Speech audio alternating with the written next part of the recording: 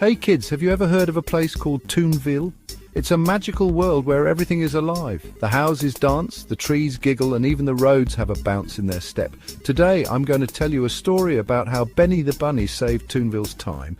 Now Benny isn't just any bunny. He's a big-eared, snappy, vest-wearing hero with a carrot-shaped cane.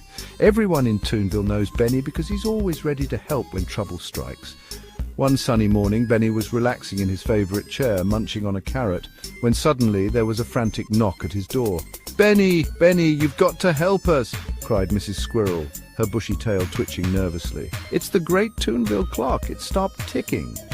Now, the Great Toonville clock wasn't just any clock. It was the heart of Toonville, keeping everything moving and grooving. Without it, Toonville would freeze in time. Benny knew he had to act fast. "Looks like it's adventure time," Benny said, twirling his cane and following Mrs. Squirrel through the colourful streets. They passed candy cane lampposts and wobbly houses, heading straight for the clock tower. When they arrived, Benny gasped. The clock's hands were stuck at 12:00, and the gears were jammed. "This is bad," Benny said. "Without the clock, Toonville will freeze. The jellybean trees won't grow, the animals won't move, and no more cartoons. What can we do?" Mrs. Squirrel asked, looking worried. Benny had an idea. "I'll need my trusty sidekick, Dr. Doodle." Dr. Doodle was a mad scientist penguin with a lab full of crazy gadgets. Benny raced to the lab where Dr. Doodle was working on a time-travelling toaster. "Dr. Doodle, I need your help! The Great Toonville clock has stopped!" Benny exclaimed. Dr. Doodle adjusted his glasses and said, "Ah, the clock! It's all about the gears and circuits!" He grabbed his toolkit and followed Benny back to the clock tower.